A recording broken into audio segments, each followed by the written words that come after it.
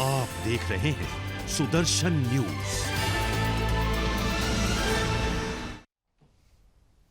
नमस्कार, सुदर्शन न्यूज देख रहे हैं आप। मैं हूं आपके साथ दिव्या सिंह। इस बुलेटिन में हम तमाम देश दुनिया की बड़ी खबरें आप तक पहुंचाएंगे और उन तमाम बड़ी खबरों पर ग्राउंड जीरो से हमारे साथ रिपोर्टर्स जुड़ेंगे, ब्यूरो चीफ जुड़ेंगे। चलिए पहले खबर की ओर रुख करते हैं। पहले खबर दिल्ली से है, जहां पर दिल्ली में जिला न्यायपालिका का राष्ट्रीय सम्मेलन है। 2 दिवसीय जिला न्यायपालिका का राष्ट्रीय सम्मेलन है और प्रधानमंत्री नरेंद्र मोदी सम्मेलन में शामिल हुए हैं। सीजेआई की अध्यक्षता में आयोजित हो रहा सम्मेलन 2 दिनों में 6 सत्र किए जाएंगे आयोजित। ये बड़ी जानकारी हम आप तक पहुंचा रहे हैं, जहां पर 2 दिनों में 6 सत्र आयोजित किए जाएंगे और उसमें प्रधानमंत्री नरेंद्र मोदी भी शामिल होंगे।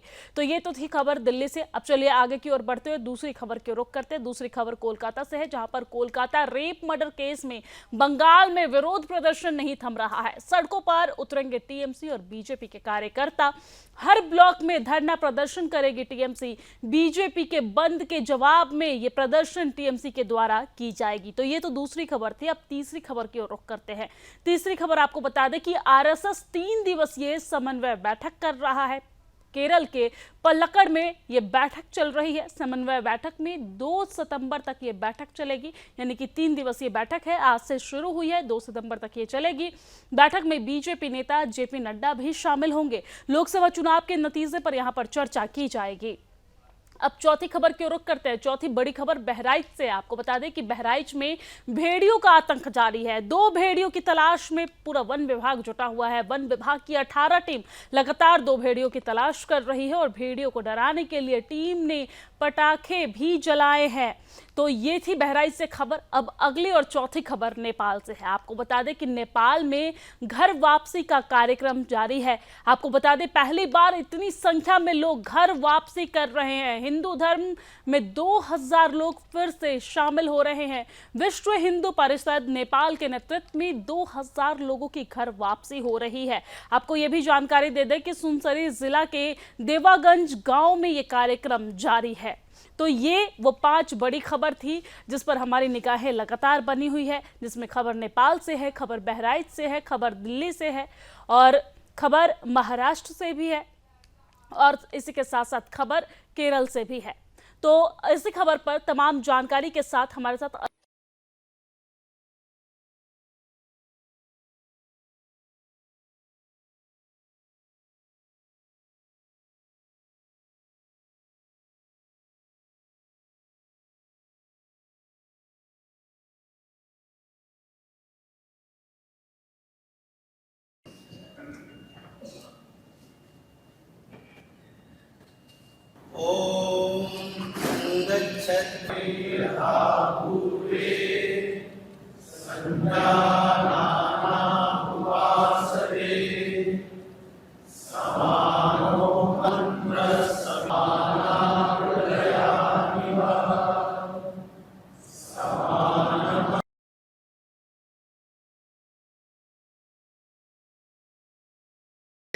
जो है जेपी नड्डा भी पहुंच चुके हैं, बीएल संतोष भी पहुंच चुके हैं और इसके साथ साथ जो अन्य संगठन है, संघ के साथ जुड़कर जो काम कर रहे हैं, उन सभी के प्रमुख कार्यकर्ता इस बैठक पर पहुंचे हैं। बता दें कि इस बैठक में सबसे पहले जो है वो वायनाड के जो वहां पर जो आपदा आई थी उसको लेकर चर्चा होनी है कि वहां पर जो है कि क्षति है उसकी कैसे पूर्ति की जाए। और इसके साथ साथ अगर बता दूं कि जो संघ के स्वयंसेवक इस पूरे सेवा प्रकल्प में लगे हुए हैं, यानी वायनाड में जो ये अभी स्थिति बनी हुई है उसमें संघ के जो स्वयंसेवक काम कर रहे हैं, सेवा का सहयोग कर रहे हैं, उसको लेकर भी जो चर्चा की जाएगी। इसके साथ अगर बता दें कि प्रत्येक जो संगठन है वो अपनी ठीक है दीपक, आपसे संपर्क कर जी बताइए। क्या मेरी आवाज आ रही है? जी आ रही है, बताइए दीपक। सभी जो संगठन है उन संगठन के प्रमुख कार्यकर्ता अभी इस वर्ष में जो पूरे काम किए गए हैं संगठनों द्वारा उसका ब्यौरा रखेंगे और आगे की जो योजनाएं हैं उनको भी जो है वो बताई जाएंगी। इसी के साथ संघ की समन्वय बैठक ये होती है कि पूरा समन्वय जितने भी संघ के जो संघ के स्वयंसेवक हैं और संघ के कार्यकर्ता हैं और संघ के अलग अलग संगठन है उनका समन्वय होकर जो है ये पूरी रूपरेखा बनाई जाएगी। तो 3 दिन की इस बैठक में जो है वो संघ के परम पूजनीय सत्संग चालक मोहन भागवत जी और सरकारवाद दत्तात्रेय होसबोले जी इस बैठक को लेने वाले हैं। 3 दिन की इस बैठक में कई अहम योजनाएं भी बनकर निकलने वाली है और इस समन्वय बैठक का अगर सीधा सीधा अर्थ निकाला जाए तो सभी संगठनों द्वारा जो किए गए कार्य हैं उनकी रूपरेखा उनकी आगे की योजना और कार्य जो किए गए हैं उनका कितना परिणाम अभी धरातल पर आया है। तो इस पूरे कार्यक्रम में जो बैठक में ये निकलने वाला है। इसी के साथ अगर बात करें तो राष्ट्रीय स्वयंसेविका समिति, सेवा भारती, विश्व हिंदू परिषद तमाम जो है उनके प्रमुख पहुंचे हैं और संघ की ये बैठक काफी अहम मानी जाती है, क्योंकि इस बैठक के बाद जो है कई मूल रूप से जो है प्रस्ताव निकलने वाले हैं जो संघ को आगे दिशा भी देते हैं और कार्यकर्ताओं को धरातल पर काम करने के लिए मार्गदर्शन भी करते हैं। जी, यानी कि इस बैठक से दिशा और दशा आगे की तय होगी। लेकिन इसी के साथ हम ये भी समझने की कोशिश करेंगे कि इस बैठक में बीजेपी के नेता जेपी नड्डा तो शामिल हो रहे हैं, साथ ही साथ वो लोकसभा चुनाव के नतीजे पर चर्चा करेंगे। किस तरह की चर्चा यहाँ पर की जा सकती है दीपक? देखिए, होता क्या है कि जो संघ की बैठक होती है उसमें हमेशा से बीजेपी को ज्यादा तूल दिया जाता है, लेकिन बता दूं कि संघ की बैठक में जितने भी उनके अनुसांगिक संगठन हैं, सेवा भारती, विश्व हिंदू परिषद, बजरंग दल, राष्ट्रीय सेवक समिति, बीजेपी, ये सब एक ही स्तर के माने जाते हैं। मैंने जैसे पहले ही बताया कि ये सभी संगठन अपनी अपनी रूपरेखा, अपने अपने बिंदु और अपने अपने किए गए कार्यों को विस्तारित रूप से बताएंगे। तो ऐसे में जाहिर सी बात है कि जो संघ की ये बैठक लोकसभा चुनाव के परिणाम के बाद जब हो रही है तो जेपी नड्डा कहीं ना कहीं इस बैठक में जो है वो रूपरेखा बताएंगे कि लोकसभा चुनाव में जो है जो बीजेपी की परिणाम की जो दशा रही है उसमें कहां और कैसे न्यूनता रही, कैसे जो है जो बीजेपी ने एक आंकड़ा बताया था आपकी बार 400 पार, कहां न्यूनता रही।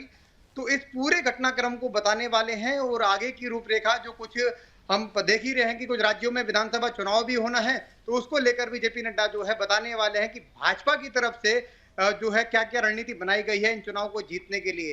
साथ ही ये है कि जो संगठन की तरफ से भी बीजेपी को दिशा निर्देश दिए जाते हैं उस पर भी भाजपा कितना खरा उतर रही है, ये भी जो है पूरा आंकड़ा और आकलन जो है वो जेपी नड्डा बताने वाले हैं। जी जी, ठीक है। जेपी नड्डा के साथ और कौन कौन बीजेपी के नेता इसमें शामिल हो सकते हैं दीपक? जी बिल्कुल, इसमें जो है भाजपा के राष्ट्रीय संगठन महामंत्री बीएल संतोष जी मौजूद हैं और खुद जो है जेपी नड्डा मौजूद हैं। ये दो ही ऐसे कार्यकर्ता है जो इस बैठक के लिए अपेक्षित होते हैं, क्योंकि अखिल भारतीय बैठक है तो राष्ट्रीय स्तर की बैठक है और राष्ट्रीय स्तर की बैठक में दो ही लोग अपेक्षित होते हैं जो इस बैठक को लेकर अपना यहाँ प्रस्तुति भाजपा की पेश करेंगे और संगठन की तरफ से जो मंत्र दिए जाएंगे जो धरातल पर उतारने के लिए बीजेपी के लिए, वो भी यहाँ से वो लेकर फिर अपने अपने क्षेत्र में जाके सभी संगठन जो है संघ की दिशा से काम करने वाले हैं। दीपक, लेकिन हम जिस तरीके से देख रहे हैं कि बीते दोनों संगठन और संघ में और बीजेपी के बीच आपसी तालमेल कुछ ठीक नजर नहीं आ रही थी, तमाम बयानबाजी का दौर भी जारी था, लेकिन अब जब संघ और बीजेपी मिलकर यहाँ पर साथ में गुरुमंत्र देने की कोशिश कर रही है कार्यकर्ताओं को, तो इससे आने वाले दिनों में किस तरीके से फायदा मिलेगा और विपक्ष से किस तरीके से देखता है? जी देखिए कि संगठन की, ठीक है दीपक, आपसे संपर्क करने की कोशिश करेंगे। बहरहाल ये तस्वीर दिखा रहे हैं जहां पर बैठक में बीजेपी के नेता जेपी नड्डा शामिल है। लोकसभा चुनाव के नतीजे पर भी इसमें चर्चा किए जाएंगे। और इसी के साथ हमारे साथ अब अगली खबर पर अंशुमान दुबे जो बहराइच से संवाददाता है वो जुड़ चुके हैं। अंशुमान, जिस तरीके से बहराइच में भेड़ियों का आतंक जारी है, लोगों में डर है, वन विभाग की तरफ से लगातार तलाश अभियान जारी है, अभी तक के जांच पड़ताल में, अभी तक की तलाशी में क्या कुछ निकलकर सामने आया? क्या कई भेड़ियों को पकड़ा गया है और ग्रामीणों का क्या कहना है इस पूरे मामले पर? देखिए, ग्रामीणों का कहना है कि भेड़ियों की जो संख्या है जो नहीं पकड़े जा सके हैं वो अभी भी 8 से 9 संख्या है, जबकि जो वन विभाग है उसका कहना है कि मात्र 2 भेड़िए जो हैं अब आजाद घूम रहे हैं और उनको पकड़ने के लिए वन विभाग की टीम लगी हुई है। लेकिन जिसको लेकर सबसे ज्यादा चिंता व्यक्त करी, हेलो बताइए सुन रहे हो। हाँ, जिस प्रकार से वन विभाग के लोगों ने, वन विभाग के एक्सपर्ट लोगों ने बताया है जो काम करते हैं जंगलों पे और जीव जंतुओं पे, उन्होंने ये बताया कि भेड़ियों की जो संख्या है भारत में वो केवल मात्र 2000 के लगभग रह गई है। यानी कि ये बाघ से भी ज्यादा दुर्लभ हो चुके हैं, बाघ से भी ज्यादा कम हो चुके हैं। और इनकी जो रहने की प्रवृत्ति है वो समूह में रहने की है, परिवार में रहने की है। करीब करीब मनुष्यों से ये दूरी रहते थे। ठीक है, और इस वक्त ग्रामीणों का क्या कहना है? ग्रामीणों में क्या दहशत का माहौल देखने को मिल रहा है या फिर वन विभाग की कार्रवाई से ग्रामीण संतुष्ट है?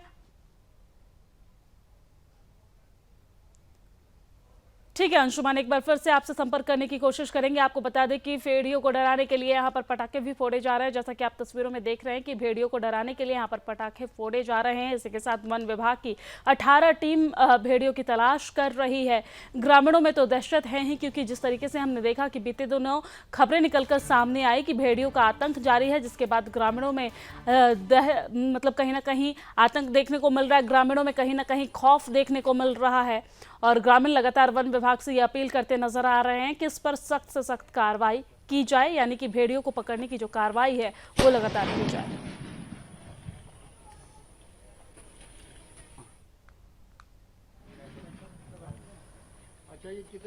और एक बार फिर से हमारे साथ अंशुमन जुड़ गए हैं। अंशुमन, जिस तरीके से हम देख रहे हैं कि यहाँ पर वन विभाग के द्वारा कार्रवाई तो की जा रही है, लेकिन क्या ग्रामीणों में जो डर है वो कम हुआ है, या फिर ग्रामीणों का इस वक्त क्या कहना है इस मामले को लेकर? इतने बच्चे मौत के पे पहुंच गए और किसी महिलाएं की डेथ हो गई, कई लोग घायल हो गए हैं, तो ग्रामीणों में अभी भी विश्वास नहीं बन पा रहा है। जो वन विभाग दावे कर रहा है कि हम इस प्रकार हमने केवल 2 भेड़िए बाहर हैं और बाकी भेड़ियों को हमने ट्रेस आउट कर लिया है, लेकिन ग्रामीणों का साफ कहना है कि कम से कम 8 से 9 भेड़िए अभी भी बाहर घूम रहे हैं और दहशत का माहौल अभी भी बना हुआ है। उनके बच्चे हों चाहे बुजुर्ग हों, सब रात भर पहरा दे रहे हैं, जवान रात भर पहरा दे रहे हैं और लगातार ग्रामीण जो हैं वो रात में जाग रहे हैं और कहीं कहीं उनको समर्थन मिल भी रहा है। वन विभाग के लोगों का भी गार्ड भी टहल रहे हैं, लेकिन वो दिन में जैसे आराम से घूम सकते थे, खेतों में जा सकते थे, काम कर सकते थे, वो चीजें अब नहीं रह पाई हैं। ड्रोन से निगरानी लगातार जारी है और तमाम और क्या कहते हैं भेड़ियों को पकड़ने के लिए व्यवस्था चल रही है, लेकिन इसमें सबसे बड़ी चिंता का विषय यह है कि भेड़ियों की जो जिंदगी है उसके साथ कितना बड़ा खेल होता जा रहा है। ये जो सारी समस्या पैदा हो रही है, ये भेड़ियों को उनके आवाज से, प्राकृतिक आवाज से हटाने को लेकर के हिरणों का शिकार इंसान करने लगा है, खरगोशों का शिकार इंसान करने लगा अपने खाने के लिए, तो भेड़ियों के लिए जो भोजन था वो कम होने लग गया। अब वो उसकी तलाश में भाग रहे हैं और उस जगह पहुंच रहे हैं जहां उनको नहीं आना चाहिए था। तो ये भी एक चिंता व्यक्त की जा रही है। और वन विभाग अब तक पता नहीं क्यों सोया रहता है, उसके वन विभाग के वन कटते रहते हैं, पेड़ कटते रहते हैं, जंगल खाली होता जा रहा है, वहां पे कृषि भूमि बढ़ती चली जा रही है और ये पूरे उत्तर प्रदेश की स्थिति है। लेकिन सरकार की दृष्टि में ये अब तक क्यों नहीं मामला आ रहा है? लगातार ये वो बातें करते हैं कि वन क्षेत्र बढ़ाया जा रहा है, तमाम बार रिकॉर्ड बनते हैं कि यहाँ पे इतना पेड़ लगा दिया गया है, जंगल हरे भरे हो जाएंगे, लेकिन वो अभी भी कामयाबी दिखती नहीं है। जिस प्रकार से भेड़ियों का ये ग्रुप शहरों गाँव कस्बों तक आया और इंसानों पे इसने हमले किए, इससे साबित होता है कि कहीं न कहीं वन विभाग की जो नीतियां हैं वो बहुत ज्यादा गलत हैं और लोग झूठ बोलने वाली भी बन रही हैं। वो सत्य बात नहीं बता रहे हैं कि एक्चुअली में क्या खेल हो रहा है जंगलों के साथ में, जंगलों को किस प्रकार से काटा जा रहा है। निश्चित तौर पर इसमें भ्रष्टाचार की भी बड़ा कारण है। जिस प्रकार से लकड़ियां काटी जाती हैं उसको बेचा जाता है, लकड़ी माफिया उसमें काफी बड़े इन्वॉल्व है, तो ये बड़ी समस्या पैदा हो चुकी है। भेड़ियों को लेकर के अभी भी इसलिए भ्रम बना पड़ा हुआ है क्योंकि ग्रामीणों का स्पष्ट कहना है, उन्होंने देखा है, वो बता रहे हैं जबानी कि हमने जो भेड़ियों को अनुमान देखा है उसमें 8-9 भेड़िए अभी भी लगातार कम है। वन विभाग झूठ बोल रहा है, उसका कहना है दो भेड़िए, ये 2 भेड़िए नहीं होकर के ये करीब 8-9 भेड़िए अभी भी आजाद घूम रहे हैं, इनको पकड़ने की आवश्यकता है। अंशुमान, लेकिन इस पर वन विभाग के द्वारा क्या कार्रवाई की जा रही है? जगह जगह बाड़े लगा रहा है, उसमें भेड़िया जिसकी का शिकार करते हैं उसको रखा जा रहा है जिससे वो पकड़ में आए। कुछ हद तक उनको कामयाबी मिली, 5 भेड़िए पकड़ में भी आए, लेकिन अभी भी वो बहुत बड़े मकसद से भी दूर है। जब तक सभी जो भारी भेड़िए हैं वो पकड़ में नहीं आ जाते हैं तब तक इस पे कुछ कह पाना अभी बहुत मुश्किल हो जाएगा, क्योंकि ग्रामीणों का स्पष्ट कहना है कि अभी भी भेड़िए बड़ी संख्या में आजाद हैं। हालांकि ड्रोन की मदद ली जा रही है और एक बहुत सर्विलांस टीम को वहां पे बैठाया गया है, लगातार लगाया गया है निगरानी में, लेकिन जिस प्रकार से दहशत का माहौल है वो अभी भी लगता नहीं कि गांव वालों को कोई खास राहत मिल पा रही है। वो अभी भी काफी डरे हुए हैं, अभी भी काफी सहमे हुए हैं और दिन में भी निकलने से बच रहे हैं और रात भर पहरा दे रहे हैं। जी अंशुमान, लेकिन इसी बीच हम चाहेंगे कि दर्शकों को आप जरा वो घटना बताइए, किस तरीके से घटना यहाँ पर घटी थी, क्यों ग्रामीणों में इतना आक्रोश है और डर देखने को मिल रहा है, जरा सा शॉर्ट में वो घटना एक बार बता दीजिए। देखिए, ड्रोन में स्पष्ट रूप से देखा जा सकता है कि कितने भेड़िए जो है लगातार चहलकदमी कर रहे हैं, भागा दौड़ी कर रहे हैं। हुआ ये था कि भेड़ियों का समूह आता है और छोटे छोटे बच्चों को अपना निवाला बना लेता है तो एक घटना नहीं हुई है, 2 घटना हुई है, 9 घटनाएं ऐसी हुई जिसमें बच्चों की जान चली गई और एक महिला का भी इसमें मारा जाना हुआ। इसके अलावा करीब 3 दर्जन से ज्यादा लोग इसमें घायल हुए। इस वजह से ये स्थिति बन पाई कि लोगों में भेड़ियों का दहशत हो गई। भेड़िया आया करके बिल्कुल दहशत का माहौल बन गया।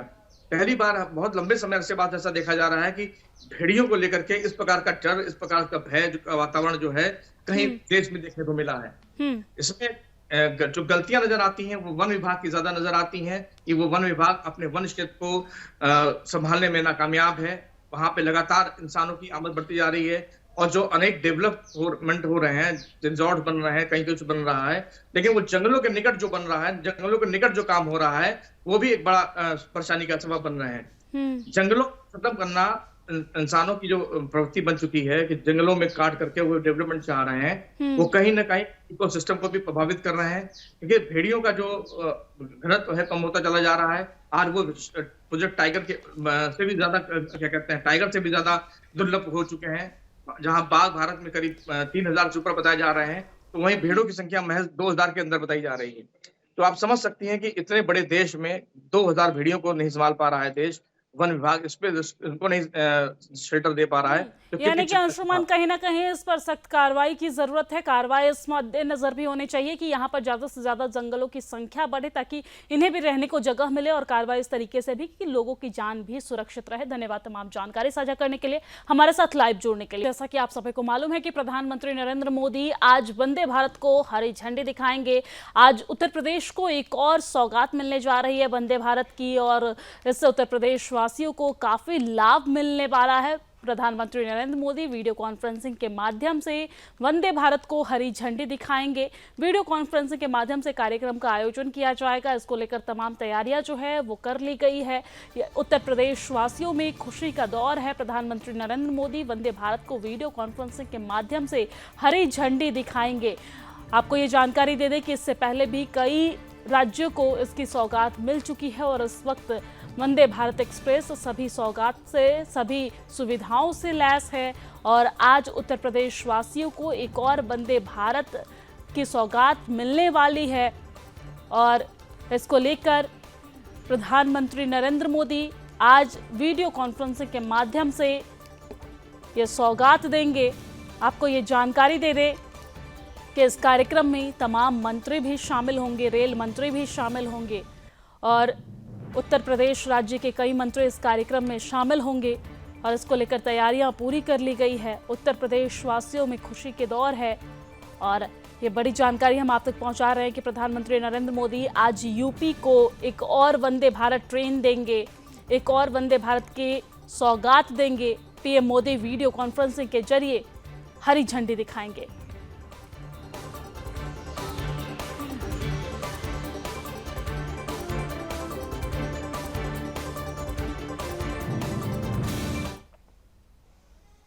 और चलिए अब आपको दिखाते हैं कि किस तरीके से वंदे भारत बनती है और वहां पर किस तरह की व्यवस्थाएं होती है, किस तरह की सुविधाएं होती है, क्या कुछ काम वहां पर किया जाता है। इसको लेकर हमारे संवाददाता सूरज ने वहां से जो ग्राउंड जीरो से रिपोर्ट है वो तैयार किया है, सागर कुमार ने, वो दिखाते हैं आपको।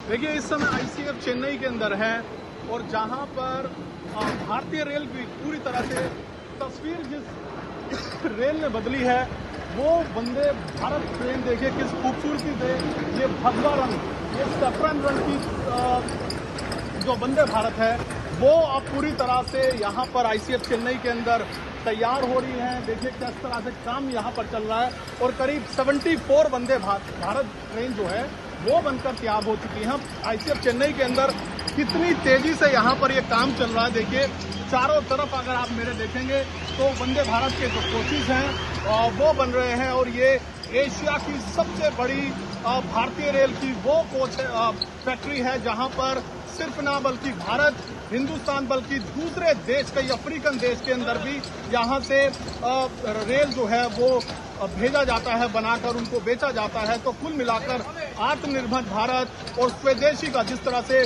प्रधानमंत्री नरेंद्र मोदी ने एक अलग पटल पर लाकर खड़ा कर दिया है, उसका जीता जागता उदाहरण ये वंदे भारत ट्रेन है। जो देखिए कितना दिखने में खूबसूरत, बल्कि अगर इसकी स्पीड की भी बात करें तो बाकी दुनिया की देशों के ये टक्कर ये वंदे भारत रेल जो है वो दे रही है। आईसीएफ चेन्नई के अंदर जो दुनिया की दूसरे नंबर की ये फैक्ट्री है और एशिया की सबसे बड़ी फैक्ट्री। आपने देखा होगा भारतीय रेल की पटरियों पर जो सरपट बोर्ड की ट्रेन है वो इसी आईसीएफ चेन्नई के अंदर बनती है। और इस समय जो भारतीय रेल की सबसे चर्चित जो रेल है वंदे भारत ट्रेन, आप देख सकते हैं मेरे पीछे जो है वो वंदे भारत के कोचेज जो है वो इसी आईसीएफ चेन्नई के अंदर बनते हैं।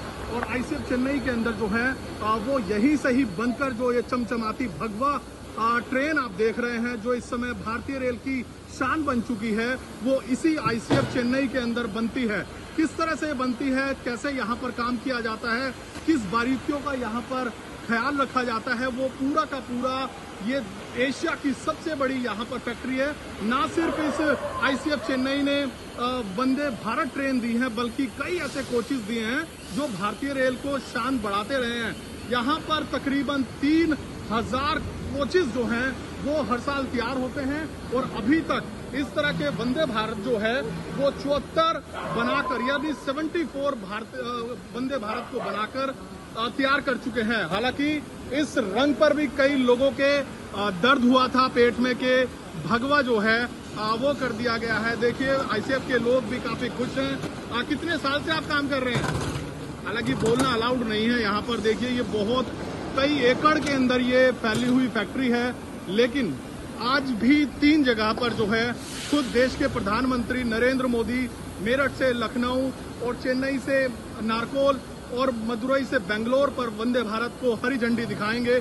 उससे पहले ही आप देखिए खूबसूरत नजारा इस वंदे भारत ट्रेन का। सागर कुमार, सुदर्शन न्यूज, चेन्नई। तो इस बुलेटिन में फिलहाल के लिए इतना ही, लेकिन देश और दुनिया की तमाम खबरों के लिए आप देखते रहिए सुदर्शन न्यूज। जय हिंद।